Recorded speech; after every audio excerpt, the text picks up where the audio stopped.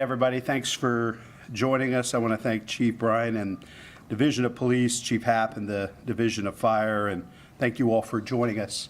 As we approach the 4th of July, we're once again preparing to celebrate our city's biggest event of the year. Red, White, and Boom is back on July 3rd, and the City of Columbus, including CPD, the Division of Fire, our law enforcement partners across the region, are working hard to make sure that you and your families have a safe and healthy holiday celebration. We're all hands on deck here at the city because your safety is our top priority. Know that we're being proactive and purposeful on a variety of fronts: neighborhood safety, traffic management, and roadway closures, youth engagement, fire safety, heat safety, and more. That's why you see both the divisions of police and fire here with me today. CPD is ramping up enforcement and surveillance across our city, and Chief Bryant will tell you more about these efforts in just a few moments. Meanwhile, the Division of Fire, as you might expect, is stepping up their operations as well, with public education campaigns surrounding fireworks safety.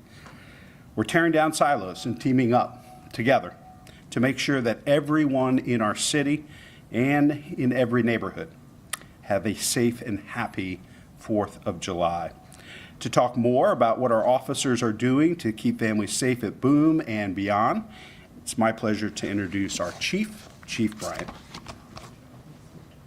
Good morning. Thank you, Mayor Ginther. So this is my second boom, so I'm really excited. So what I saw last year was amazing, and looking forward to the celebrations. As with every major event that comes to Columbus, we have a security in place to ensure that everyone has a safe and enjoyable time. Officers will be on foot, on bicycles, horses, and in cruisers. Plainclothes officers will be positioned throughout the city and downtown.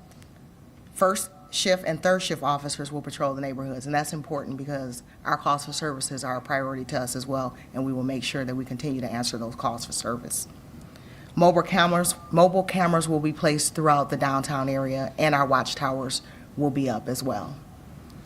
Prohibited items. We're asking everyone to leave their valuables and weapons at home to ensure everyone has a great time.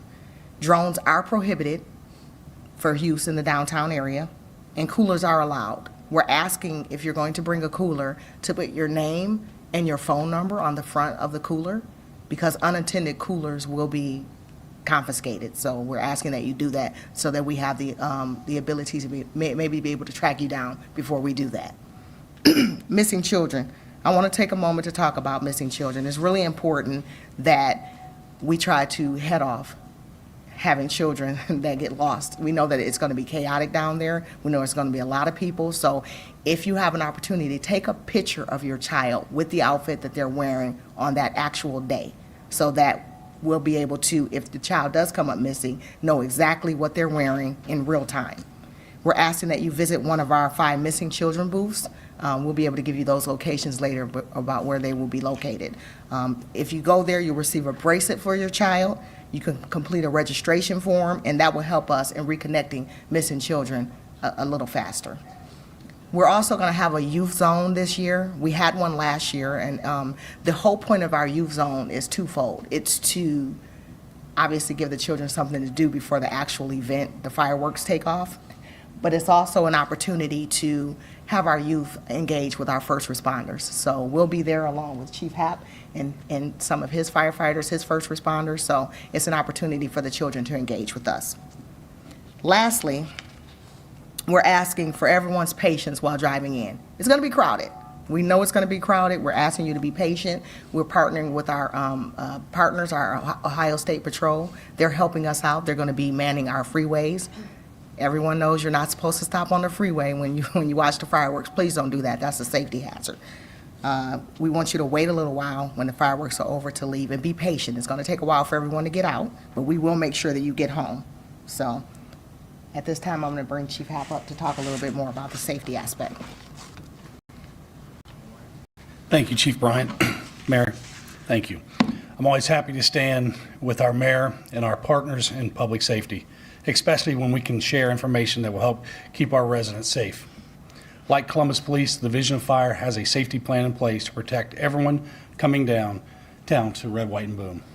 That includes fire prevention, inspectors evaluating and inspecting the fireworks launch zones. We'll also have engines and personnel out there ready to protect the area around the fireworks display, and multiple EMS units throughout the event area to help with any medical situations that might arise. We're just as excited as everyone else to celebrate our nation's independence, but we know this holiday brings with some risk, and we want to be aware of it and prepared for it. Columbus law differs from the state law when it comes to consumer-grade fireworks. Here is what is allowed. We call them the 5 S's: sparklers, smokes, also known as smoke bombs, snaps, snakes, and sparkling fountains. What is not allowed in the city of Columbus is anything that's shot up in the air, anything that explodes, anything in the air or the ground that explodes is not allowed. Anything that is self-propelled, for example, jumping jacks, are not allowed in the city of Columbus. These laws are in place to protect you, your family, and your property. Every year around the country, accidental fires and injuries are caused by fireworks.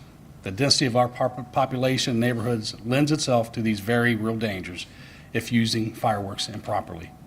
We want everyone to have fun, but we want you to do it safely. Columbus spends a great deal of time and resources to provide a wonderful downtown experience during Red, White, and Boom. We ask all of you to join us in keeping this safe, family-friendly celebration that's been for so many years. Thank you. Thanks, Chief. Thank you, Chief Happ, and thanks again to Chief Bryant and all our officers and first responders for going above and beyond during this busy time.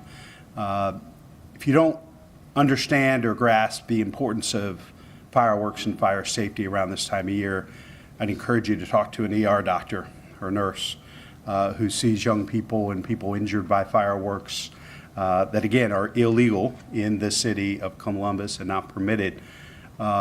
It can be pretty devastating if you hear some of those stories of what those doctors and nurses see around this time of year. Really important to do everything in our power to protect our kids, our families, our neighborhoods. Bear in mind, this is a community lift. This isn't just on the fire chief and the police chief. We need all of you to step up as well. I've said it before and I'll keep saying it. Leave your guns at home and lock them up. And while you're at it, lock up the ammunition. We got a gun problem in this country, and far too often teens and kids are getting their hands on weapons that they never should have been able to access in the first place. Parents, we need you to keep tabs on your teens and the youth in your lives. Know where they are, know who they're with. Set a curfew in your home and enforce it. We're doing everything within our power here at the city to promote safety and security, but we can't be a parent to every kid in the city of Columbus. When you aren't around or you're spread too thin, lean on your support systems, your family, your neighbors, your friends, to be there for your kids when you are otherwise need to be at 10 places at once. And folks, remember to keep an eye on the forecast, to be mindful of the heat and humidity. Like everything else, our focus on Boom is comprehensive. It's collaborative, it's ever evolving to address the facts and the reality on the ground as they unfold. We'll remain in contact in the coming days to share any important updates, traffic, and safety notices, and all you need to know to make the most of your holiday festivities. We'd be happy to take any questions from you all. We've heard from people, I'm not going to go to Red, White, and Boom, I'm afraid of getting shot, or I don't want to be in a large crowd, I'm afraid of getting shot. What do you all have to say to those people who are making these comments to assure them, if you do go to Red, White, and Boom, you will be safe? Yeah, I think it's really important to look at the facts and look at the record. I mean, you know, obviously Boom has been a great, safe, family-friendly event for years. Last year, you know, for the first time in a couple of years, we brought it back. It was safe. It was great. I'm really proud. I don't think the Division of Fire and Police have ever worked closer together than they are now. And that gets, you know, that starts at the top, the way Chief Bryant and Chief Happ respect and work and collaborate with each other. And I'm really proud of that because it makes us all safer and stronger. I think, you know, the number of events we've already had this summer. I think the Division of Police and Fire have done an outstanding job. When we have the largest Pride Parade in the Midwest, and 700,000 people came to that event. You know, obviously we've already had a very safe and successful arts festival, concerts downtown. Downtown is safe, and it's because of our police officers, our firefighters, but also the community looking out for one another. If you see something, say something, sharing information with police. That's why we have the incredible closure rates, great police work, but community offering up tips and information. So, you know, we think that Boom is going to be another great success story and one that's safe that you can bring your family to. On Memorial Day weekend, we had the issues with the street takeovers. There's some shootings. And there's also already seeing things on social media about something like that. You know, this weekend, things, same kind of plans. What are the plans that Police Division has to monitor that in light of Red, White, and Boom going on at the same time? You've got two things going on at the same time. Yeah, I'll let the chief speak to that because she made a critically important point. We are focused on Red, White, and Boom, but we're still going to be responding to calls for service in every neighborhood throughout the city, and that's going to remain a top priority as well. She was just sharing some really exciting statistics on some of the work with Operation Burnout, some of the other efforts of the Division of Police that's making some great headway on getting, you know, some of the most violent criminals off the street. Chief, you want to speak to anything? Yes. Thank you. That is important for us, and I think it should be noted, just like the mayor said, we look at all the events that are current across the city, and we have to make sure that we have plans in place to address any concerns or issues. We had a great pride, and the reason we had a great pride is because of not just the work of the men and women in blue, not just the work of our first responders, but the community as well. They step up, they want to make sure that everything is safe, they share information. So you see the work that's happening in the front from an enforcement standpoint, but you don't know the things that are going on behind the scenes with our intelligence units and the information that we're getting to make sure that we are strategically looking at the things that are going to occur and trying to prevent them before they even happen. We have operations in place to address some of those concerns. We've actually started working on our Operation Turn Up the Heat, and I could just share a couple of stats for you. So far, we've already had 17 felony arrests. We've served 45 writs. We've had one firearm recovered so far. We've had over 114 grams of cocaine, heroin, fentanyl. We've seized cash. So we're doing the work, and we're preparing not just for Red, White, and Boom, for the summer, for the residents, for their quality of life across the city in general. Operation Burnouts, we've been doing that. How long have we been doing that, Bacher? Several weeks. So Operation Burnout has been in effect for a while, and we've been pretty much in every single zone in this city to address the concern of the takeovers. And we've actually had some really good success with that. We've been working with the city attorney's office as well to ensure that when we make these arrests, that they're not just let go. We want to make sure that these charges are sticking. We want to make sure that we're making making progress and making sure that people understand that we're not just going to stand for you coming to do these activities in our city. So we've been working with them, and we've actually had some success where they've actually put on social media themselves, it's hot. Stay out of Columbus, stay out the city, it's hot. So while you're seeing these incidents pop up, we're addressing them in real time, and our intelligence units, they're getting information and passing them on to our people, and we're addressing it as it's happening, which is why you've seen some of the success that you've seen. How will it be on Monday with resources focused on Red, White, and Boom and these things happening on We the rest of have the resources everywhere on Monday. When I tell you that we're prepared for Monday, we have our resources for Red, White, and Boom, but we also, like I said, we know how important our calls for service and our officers are in neighborhoods. So we've addressed that across the board. Our officers, they really stepped up, and they want to make sure when they took that oath to be a law enforcement officer to protect and serve, they took that really seriously. So a lot of them, they will be enforcing the laws. They won't be down here enjoying the fireworks with their families. They'll be making sure that you can enjoy it with yours. On Wednesday night, there was a shooting. 2 teens were shot in the same area where everybody's going to be for Red, White, and Boom. With what happened on Wednesday night, any changes in the security plan, any additions? No, the security plan is a very good security plan. I will bring Command Dinner up to talk a little bit about the shooting. What I will say is this, we've determined so far that this was not just some random act of violence. So we are always addressing those concerns, but I'll let him come up and give you a little information.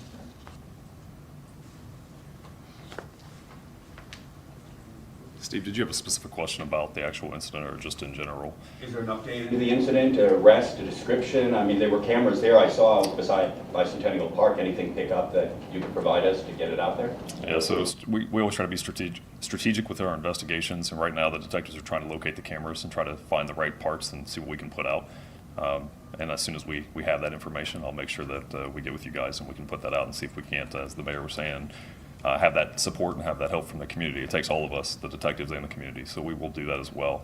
I'll support what the chief said. Preliminary right now, the details do not indicate that this was some type of random act. And, we ask, these parents to keep an eye on their kids, have that, there's got to be a responsible individual there. We got to have individual accountability. All that plays into factors. So that's what we're asking for. But I'll commit to you that our detectives are working around the clock. They're doing a great job, and it shows through their efforts, through the statistics. Along those lines, if teens do start acting up at Red, White, and Boom, start causing violence, how do you plan to handle that? Any differently than you would an adult? Some of these teens are proving to be very violent recently. Chief, for you. Yeah. We are going to handle it the same way that we would when anyone is in danger from an act of violence. So we're going to do our part to ensure that we address that concern immediately. We'll be working with our partners as well, the justice system, obviously, with the courts, with the prosecutors, for that message, to make sure that they understand that how important it is. It's not about necessarily the age of that person, it's about the act that they're committing. So if there is a threat to anyone, we want to make sure that we address that immediately. And what do you want to say to families who were planning to come down? You're sending the message out that it's safe, but then, Wednesday night there was this shooting, and now families are maybe thinking, well, I don't know if I want to go. We were saying earlier, it may not be safe. I want to encourage people to come down and have a good time. We had a great Red, White, and Boom last year. We had a great Pride. We had a great Juneteenth celebration. We had a great Comfest. We had a great marathon. We have some really great events. I don't want people to get caught up on a particular incident, but rest assured that we're doing everything we can to make sure that it's going to be a very safe event. And so that's the message. The message is come down, enjoy yourselves, enjoy your family, and let us worry about that. We got this. What's your message for community members who time and time again hear that, it appears that this shooting was not a random act of violence, yet there doesn't seem to be an arrest following that? What's your message for community members who may be thinking, well, if it's not a random act of violence, why aren't we seeing anything done to stop this or any accountability for this particular incident? We have a 94% closure rate in regards to our homicides. We've closed 71 cases so far this year. 75 out of 75. So we're doing a really good job in the accountability part. Unfortunately, it takes a lot. It's not just a matter of, I know you did this, we're going to arrest you. Sometimes it takes time, and people need to be patient. A lot of investigations, they're not like you see on TV. It's not a 24-hour or 1-hour incident. Sometimes it takes time to build cases and to be able to get that conviction and that closure for that family. But our detectives work relentlessly around the clock to ensure that we're addressing that. And not only that, from an enforcement standpoint, but from a prevention and a proactive standpoint, we're working with Molly from the Columbus Violence Reduction. We're also working with Director Shack in regards to youth, the prevention. So there are things that are happening behind the scenes that you may not necessarily see all the time or hear about that we're addressing to ensure that we are trying to get the shooters to stop way ahead of time. We're trying to get them resources so that they can become productive citizens in our city. I So, think, Chief, you're absolutely spot on. I think one of the things, as we dance here, the comprehensive approach is prevention, intervention, and enforcement. And I think many of you have already reported on our first call-in that we shared with you all around Columbus Violence Reduction, part of that group violence intervention effort that we've been working with renowned criminologist David Kennedy on, and all the stats play it out. I mean, there are fewer than 500 folks in a city of nearly 1 million people that are committing 50% of the violence, and oftentimes it's a tit for tat retaliatory effect. And so that effort is really focused on those individuals, and we're starting to make some headway there. I think this week we had targeted 40. We had 20 folks commit and 17 show up. So we're making progress there, but that's going to continue to be a focus of ours moving forward, because we're not going to let a very small group of people drive violence in our city. So we're going to give them options, but if they don't choose to change their life and choose a different lifestyle and put the guns down, we're going to put the city, county, state, federal prosecutors on them and get them off our streets. Can the fire chief talk about, you mentioned earlier about the families who want to have their own red, white, and boom in their own backyard? What's the message you want to send to them? Thank you for that. Thanks for inviting me to the podium to talk. I'm glad to answer that. So, yeah, to all of our neighborhoods that are out there that have bought in fireworks, they're still not allowed in the city of Columbus. That we do. So be very careful. What we have found over the years is when we go out to the neighborhoods, we see young kids setting off fireworks. And adults are standing right by. That is absolutely not safe. We highly do not recommend it. We recommend you coming down here and enjoying Red, White, and Boom with us. So safety is always imperative, but it gets back to what the mayor and Chief Bryant said is family members, take care of your kids and make sure that they're being safe. Chief Happ, Yes. do you have any advice for people who are there watching the show to not add fuel to the fire while this giant fireworks show is going off? What advice do you have? for Yeah, that? so just keep your own personal fireworks to yourself. Keep them for when you go out of town and you go someplace else on vacation. But they're just not allowed in the city of Columbus. And if what happens, that distracts our efforts to what we need to be, focused on by heading out. We will have teams that are teamed up for around the city to respond on events like this, to shut down any fireworks and confiscate fireworks that go on in the city of Columbus. So. I have a question. That Red, White, and Boom night is a busy night for 911 operators, and people will be setting off fireworks. Do you encourage people to call in with every time there's a report of a firework, or how do you handle that? Absolutely. How would you like to handle it? Great question. Over the years, we've had numerous people calling in to our alarm office. We have asked the dispatchers to send them over to fire. Then we take that call, we analyze it, and then we get the proper people out there to go investigate. And that's our teams that will go out and shut it down, whether it be a fire truck or actually some of our fire investigative team. So.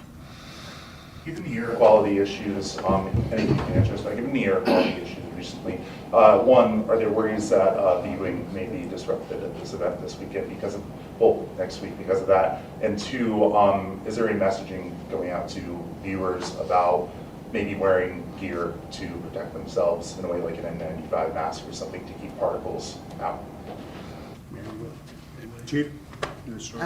Well, we obviously we've been following that closely as well because we're concerned just like everyone else. I think the reports are showing that the air is going to be fair on Monday, so hopefully that doesn't change. But anyone that has any concerns or any health issues, if you're coming down, wear your mask. It's it's really that simple. Just wear your mask, and protect yourself. But the reports that we're getting so far, it looks like it's going to be clearing up and it should be fair.